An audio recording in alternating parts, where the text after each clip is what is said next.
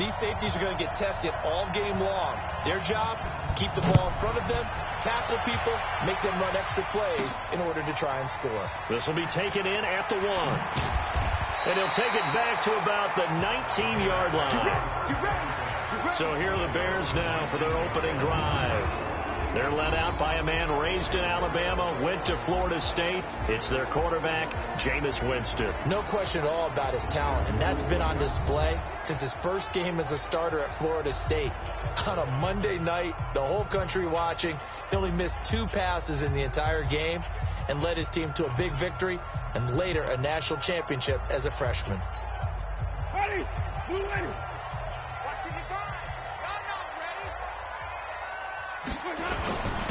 They'll run on first down. Peyton call it no gain on the game's first play. And it's second down now. When you try to create space for your running back, the first thought is how physical is the offensive line. Sometimes it's just positioning. On that play, it didn't matter about positioning or being physical. The defensive front, they out-leveraged them and won the battle. 2 runs in a row, but only 2 yards to show for it.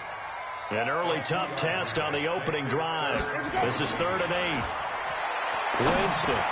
He's going to find his tight end. That's Chris Herndon. And his bid for the first down coming up short as he's tackled at the 25. Just a 5-yard pickup, and it leads to 4th down. There's an example of good situational football being played by a defense. They understood where the 3rd down play was, the down and distance, and made sure they didn't get anywhere near that, bringing up 4th down. Yeah, they were sniffing out that marker, didn't want to let him get close to there. And now off to the races, down the right side. Touchdown, 49ers. Officially, it'll be a 68-yard punt return score as his guys are able to strike first here in this opening quarter. They get the stop defensively, force the punt. They score without their offense even stepping on the field. I remember playing on special teams and teasing the guys on offense like, look, don't even worry about it. You guys just hang out over there. We'll bring this one all the way back and get the points we need. In this case, they actually got that done. This is taken at the 3. And he'll get it up across the 20 to the 21-yard line.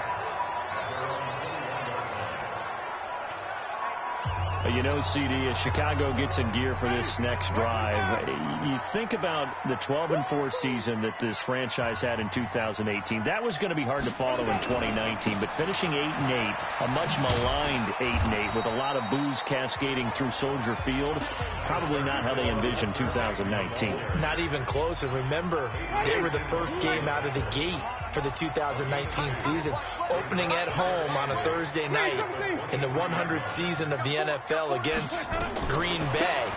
And that game was an offensive nightmare, really, for both teams, but Green Bay made more. And he can't get rid of it. He's taken down. Sacked there by Ray Lewis. And on that one, the protection just broke down.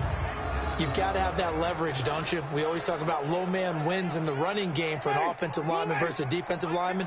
It's essentially the same thing in pass protection. Get lower than that defensive lineman so that you can keep your balance and keep him away from your guy trying to throw the football. And he gets this one just shy of the 40. They'll mark him down at the 39. They call it a gain of 19, and it moves the chains. So from the 39 now, they'll come up on a 1st and 10. Working out of the gun, Winston. And that is incomplete. He couldn't hold on through the contact. Brings up 2nd down. The beauty of being able to play a zone defense when you can sit back and see the ball coming out of the quarterback's hands, guess what? Creates a lot of confusion, kind of a muddle in the middle of the field where you go make a play on the football.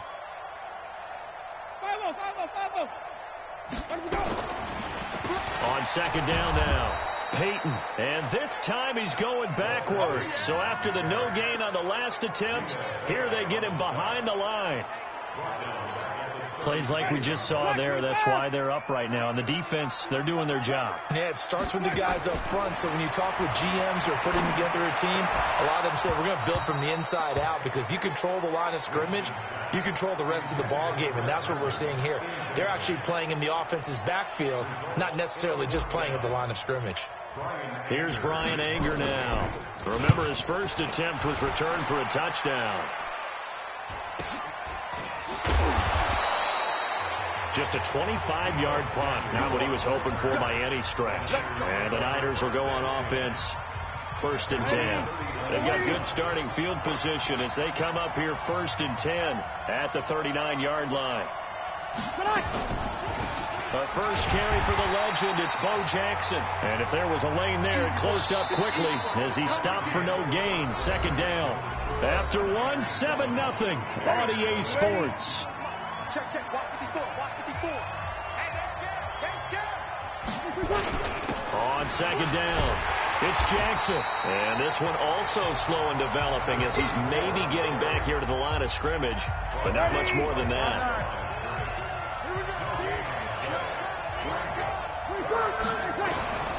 Now Breeze on 3rd down. The connection made. It's Graham. And, boy, he is very close to a 1st down, but from where they're spotting that football, he's going to be a foot or so short. They'll get 10 there, but it leaves him just short for 4th down.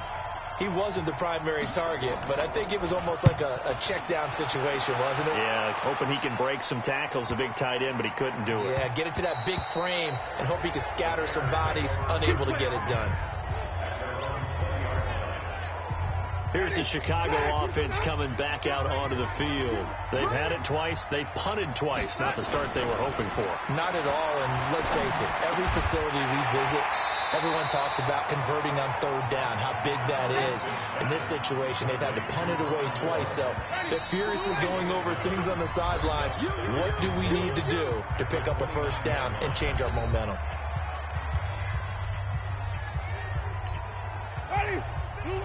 A reminder, coming up at halftime, Jonathan Coachman will join us from Orlando with our halftime report. But business to take care of before we get there. A 2-minute drill before the coach's 2-minute drill.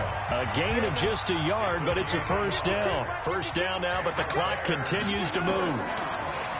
Jameis to throw it. And this one caught along the sideline, but they say already out of bounds. And the throw didn't give him a chance to turn it upfield, and that brings up 2nd down.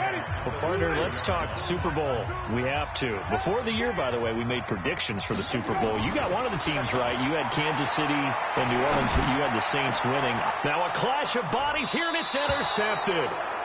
Picked up by Rob Woodson, and his guys will set up shop at midfield at the 50-yard line. Well, they didn't exactly show patience there, did they? Just down a score, they come out firing right away and compound things by throwing an interception. They put their defense in a really tough spot. I want to get your thoughts on something here as San Francisco starts this next drive. You know, we talked about the lack of pass attempts for Jimmy G in the postseason so far. Well, they were number 2 in the rushing attack in the league, only behind Baltimore and Lamar Jackson.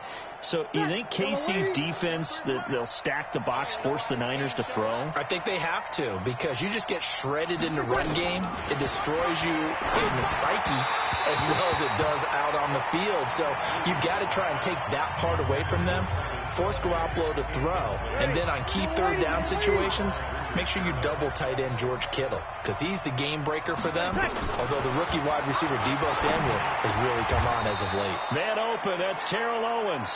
1st down San Francisco, the pickup 14 yards. So from the 36 now, 1st and 10. Breeze now, and he'll get this one complete to T.O. And brought down, but not before they're inside the 25.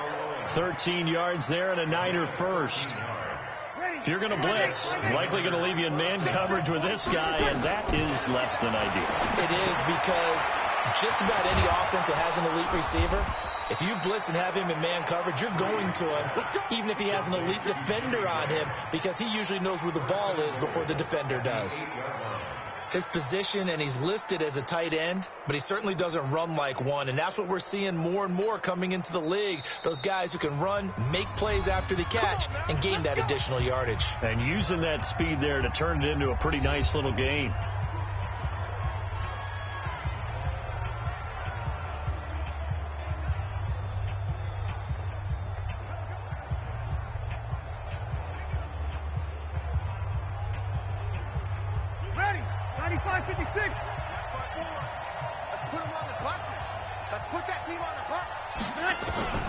Breeze to throw again. This is caught. And across the chalk into the end zone. It's a 49er touchdown. From 8 yards out, and the Niners are able to stretch their lead.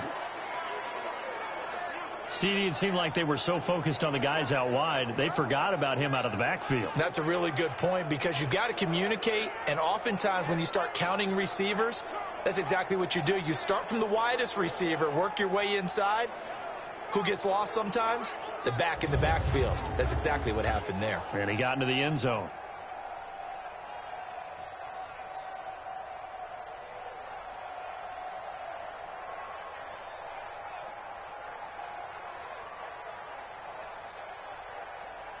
Elam now to add the extra point.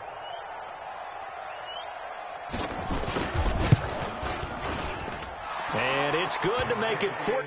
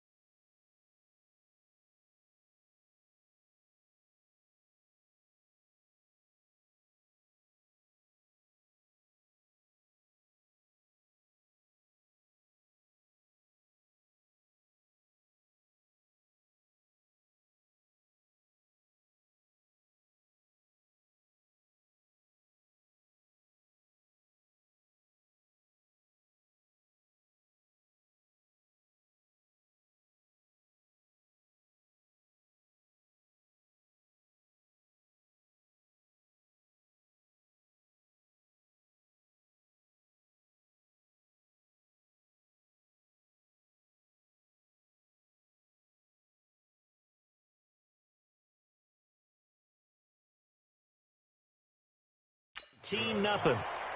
Makes the score Niners 14. The drive summary that time, 5 plays. And it's polished off by a touchdown for San Francisco. This is taken at the 3.